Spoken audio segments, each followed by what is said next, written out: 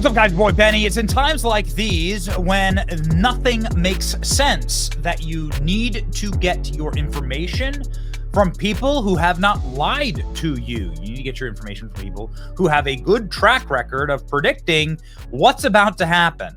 Get chills up the spine reading the leaked memo from a Secret Service sniper and operator of 30 years who promised after Donald Trump's Butler assassination attempt, this agency needs to change, if not now, when? The next assassination attempt in 30 days? It turns out that he was just a few days off.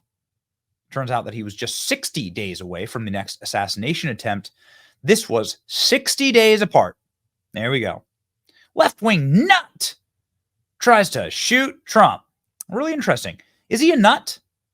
You know, the guy wrote openly about asking foreign nations to assassinate Donald Trump. In fact, this guy dyed his hair in the color of the Ukrainian flag and flew to Kyiv to go do protests. Strange for an unemployed guy. How can you afford to fly from Hawaii to Florida to D.C. to Kyiv? I don't exactly know, but boy, was he quite the Ukraine activist. He was in Ukraine protesting, giving interviews, getting profiled by the New York Times and Semaphore. They said this man is somebody who deserves a glowing profile, probably because he was a lifelong Democrat donor. Here you go. Ever since he donated for John McCain in 2008, he's been donating hard in Act Blue. This is something that is in common with Thomas Crooks, who shot President Trump in Butler, Pennsylvania. Both of them are Democrat donors. FBI agents are asking, how the hell did he know where Donald Trump was going to be? Was he surveilling Trump? Well, that's not possible. Turns out that the guy was actually camped out for 12 hours outside of the club where President Trump was going to go golfing. But this golf trip wasn't on Trump's schedule, so how would he have known where to be? Some have said that this was just happened to be the right place, right time. Nope. I mean, there's no way you can possibly assume that any longer looking at the evidence.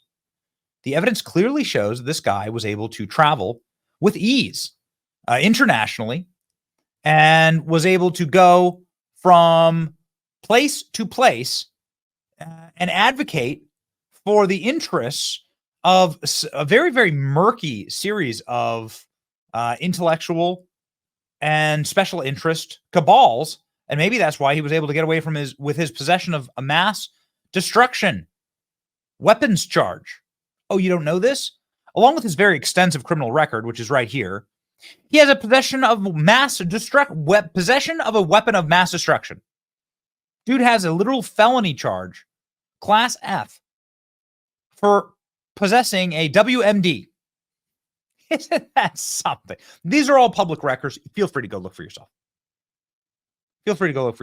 He appeared, this WMD, this guy with 100 criminal charges with a WMD on his background, appeared in Ukraine Azov Battalion propaganda. Why would that be? Who's paying the bills exactly? And how did this guy vote? Why is it that we have voting records of this guy? Why did he vote in 2024 in the primaries? Look at this. Here's his voting record. Voting same day, Democrat primary, voting in-person election day in 2024, just 6 months ago. He was voting in person. He's a felon. How is he even able to buy a firearm? How do you know where Donald Trump was? These are all questions. I mean, these are questions, man. Okay? These are questions. It is incredibly important when we have strange situations like this. Did he have inside information? To go focus on people who have not lied to us before. Obviously, one of those people is Tucker Carlson, who predicted that Donald Trump would be facing assassination attempts. This was over a year ago. Twice, on ridiculous pretenses. They fabricated a lot about what happened on January 6th in order to impeach him again. It didn't work. He came back. Then they indicted him. It didn't work. He became more popular. Then they indicted him 3 more times. And every single time his popularity rose. So if you begin with criticism, then you go to protest, then you go to impeachment, now you go to indictment, and none of them work, what's next? I mean, graph it out, man. we're speeding toward assassination, obviously. Donald Trump would have been very wise to listen to his friend Tucker Carlson there, because Tucker was absolutely accurate and right. Then 10 months ago, Alex Jones went on Tucker Carlson's podcast and predicted that there would be an assassination attempt on Donald Trump. So Alex Jones and Tucker Carlson agreed. You've most likely seen this clip. Hundreds of millions of people have seen this interview. But you may not have seen an interview from just a couple of hours ago. In fact, 3 days to the hour that Alex Jones was on with Glenn Beck. And Alex Jones told Glenn Beck, get ready, they're going to do another assassination attempt. In times of cloudiness and in times of nothing making sense, it's important to sit back and listen to people, especially if they prove to be right. Here, Alex Jones proved to be right, predicting that there would be more assassination attempts on Donald Trump. And within hours, there were. Watch. I'll leave it with this. What's coming?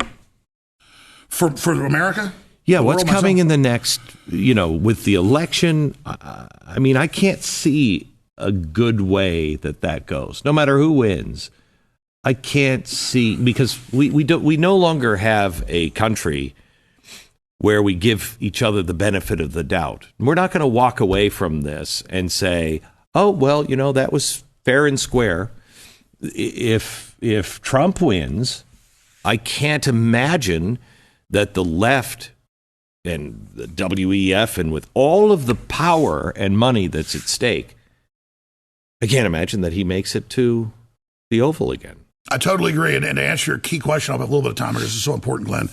I don't say this because it's about me. You ask what's coming if he loses or wins. I didn't tell you about the 5 grand juries they've had open on me trying to indict me for all sorts of little weird business stuff. And they couldn't, by the grace of God. I'm not like John Gotti, hey, you didn't get me. I'm like, I'm innocent. This is crazy. And they're trying that on everybody. So they are, if they're able to steal the election from Trump or kill him, and they already tried, and they killed him because they can see he's even more popular than 2016. And so we need to pray for him. We need to hold him up. We need to support him in all his failings. We're all sinners. And we have to understand that this is the dying of the globalist empire. The old financial bubble's coming to an end. And they tried to kill him because they knew they were going to lose. Now they're going to try even more. He's had multiple plane problems. All this stuff is very serious. And so, and this is why I have empathy too. If they can get Trump, and he's right when he says they're not trying to get me, they've got to get through me to get to you. You better believe that Tucker Carlson, Glenn Beck, Alex Jones, Joe Rogan's getting more hardcore. Yeah. And I know Joe, and so I'm not going to get into inside baseball, but I know these. RFK. No, RFK. Tulsi Gabbard. They are, I said this before they tried to kill Trump. I said they're imminently going to try to shoot him days before. And I said, they cut his security. I was all over that. And I said, folks, if they kill Trump, they're going after, and I said your name. I'm not trying to make this into reality. but I said, anybody they know that will not sell out just because we can't do it. People say, well, you sell out. I can't physically do it. I can't physically shut up. And so I said they're going to go after Tucker Carlson, myself, Glenn Beck, Rogan, RFK Jr., and I don't mean just go after us with the regular stuff. No. Because this is a real criminal regime. And we know the State Department now was involved with the voting machines and getting Bolsonaro indicted and getting Bolsonaro kicked off the ballot. It's all the same. And helping the Brazilian government go after Elon Musk now. Exactly. Oh, God, I didn't say Elon Musk. Okay, I'm glad you said that. Yeah. And Elon Musk. This is the order of who they need to get, because this is who's the biggest. And I've said this on air, and it's not about a weenie measuring contest. In fact, I kind of like to be kind of like not, because they saw me in 2016. I'd like to not be on this list. Exactly. They saw me as the biggest thing other than Trump in 2016. I was not. Your show was bigger. It's not about measuring. It's just true. But they picked me as like the big devil. So it goes Trump and Elon Musk. You can't say who they hate more. I think they're like twin things here, twin stars. And then you've got the Rogans, Glenn Becks, Tucker Carlsons, and then you've got Alex Jones and the Russell Brands and all that stuff, and of course RFK is kind of up there on his own thing, but he's not a direct threat to them, but I think he's pissed them off so much that Yeah, so we're not Anyway. up here like saying this like, hey, we're on the, it's like when John Hancock signed his name so big. Oh, He knew what he was doing, and I'm telling you, this is the game time. So yeah, I mean, well, I'll ask Glenn Beck his own question. I mean, I think Trump's right. We are doomed, pretty much. I mean, barring a miracle, we saw a miracle in Butler. I think this is the last exit America can take. If we don't take this exit and turn back to God, turn back to the Constitution, we're done, and we get everything we deserve. Absolutely. And I do think that, you look at the silencing campaign that is going on right now in Brazil, in Europe, in England, and the authoritarian lust for silence from the other side. By the end of the next term, if it is Kamala Harris, I don't think our voices, one way or another, I don't think any dissenting voice is heard.